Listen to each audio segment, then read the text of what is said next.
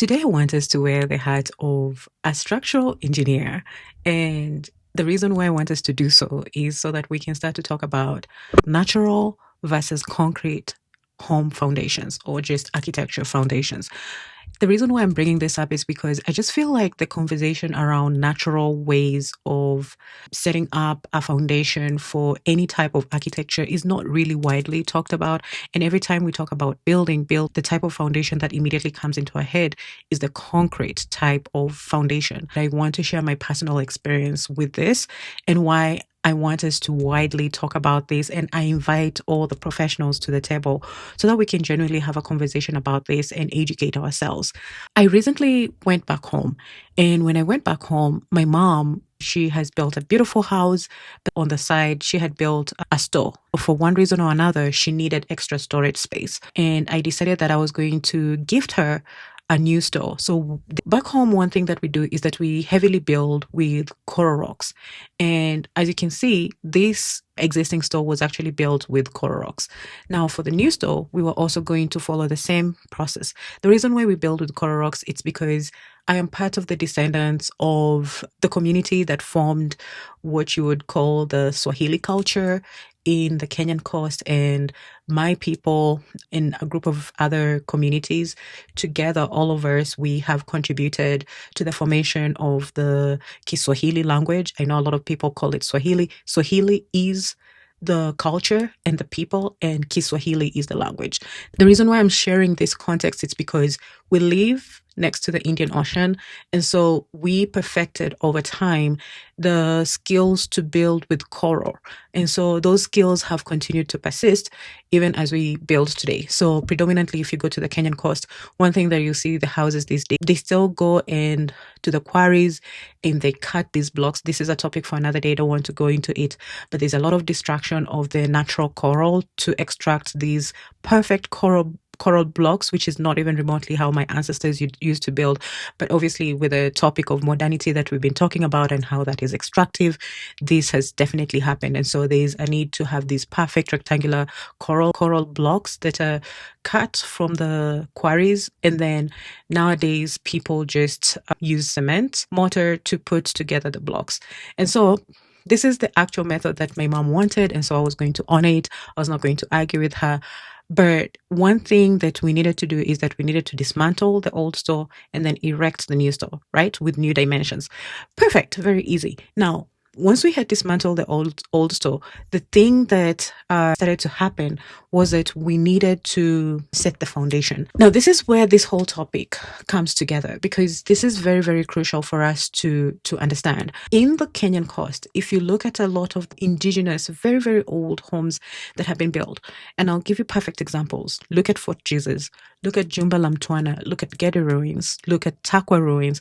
There's so many of these pieces of architecture that nowadays people call them Swahili stone houses. I am not going to go so deep into that. I don't think that is accurate, but that is the term that a lot of people know, the Swahili stone houses. And so I'm going to just continue to refer them as that. Now, these Swahili stone houses, they have been in existence for a long time. And one key thing is that when they were being erected, they were being erected on top of the coral rocks foundation. And because of that, you can clearly see some of these houses have lasted 600 years, 700 years, even longer, and it's just so incredible. One thing, like I said, we come from the Kenyan coast. Even on my mom's land, it is very, very near the Indian Ocean. And so with that in mind, we're not so far removed from the quarry. That means that the land that we're on is also heavily blessed with coral. Now, there are these enormous, gigantic coral rocks that we encountered when the foundation was being dug.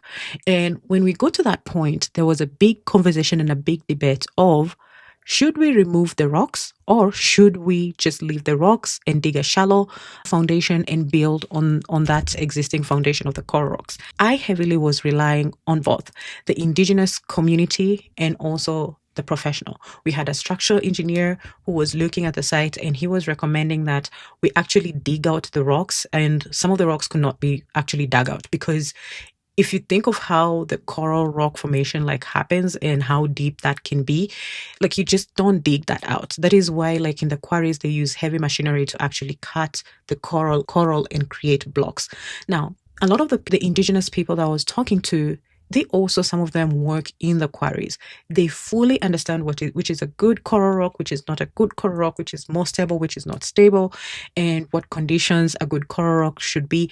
And so based on that indigenous knowledge that they have perfected over a period of time, and because of that lived experience, they fully understand. And when they were seeing some of these rocks, they were suggesting, or rather they were giving advice that we should never remove these rocks, because these rocks, they provide more stability than you could ever get in a concrete type of foundation.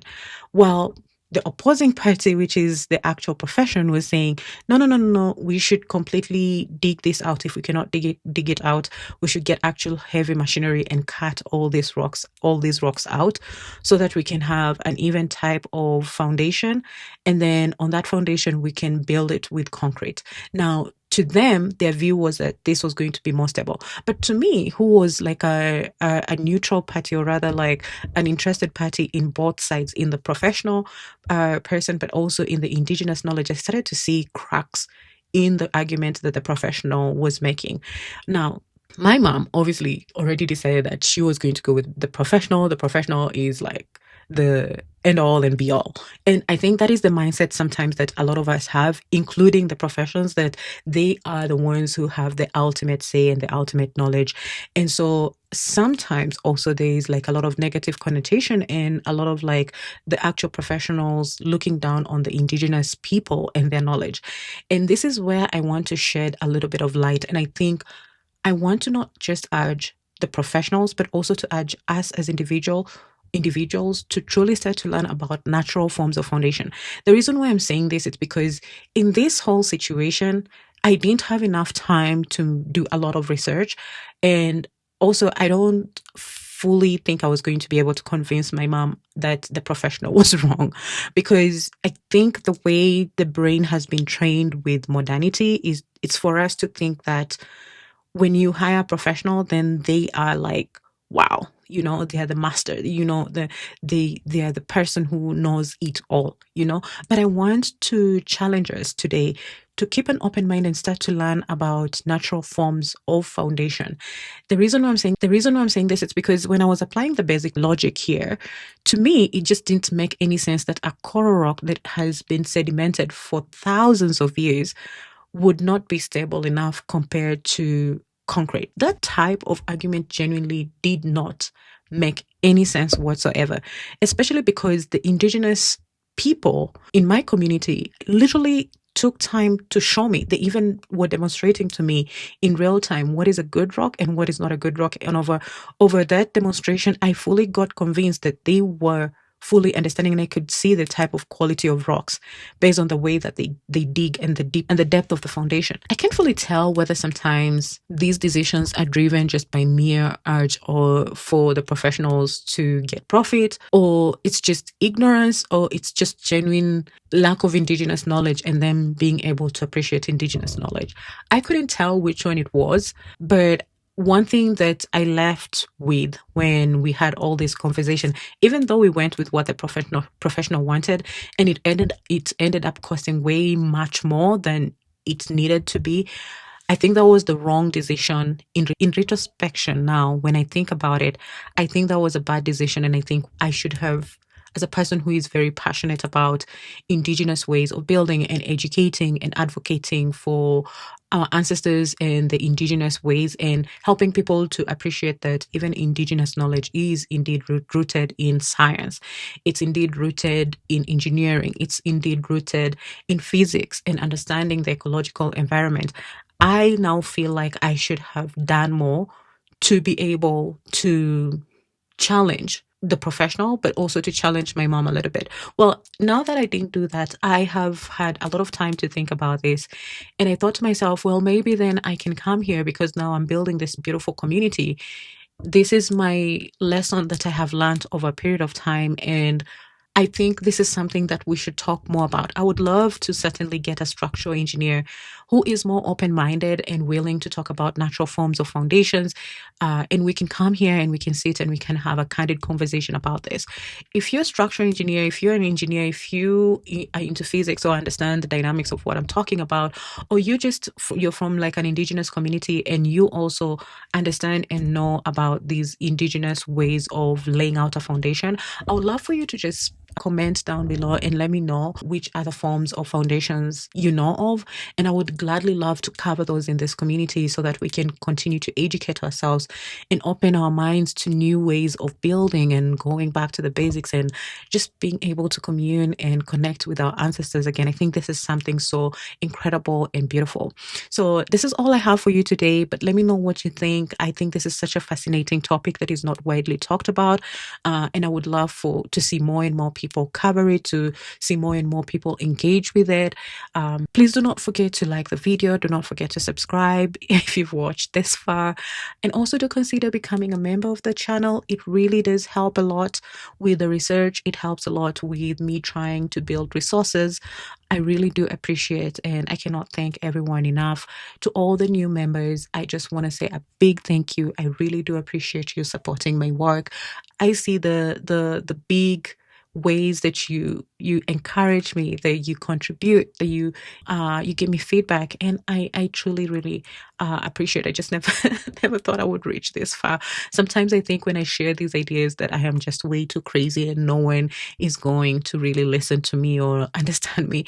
But then I think I'm finding a community that is also equally open-minded, and it seems like there's a lot of us who have a hunger for this type of knowledge. It's not just me, and that has been absolutely encouraging. So thank you so much for all the feedback. Thank you for everything that you do to support this community. Until next time, cheers.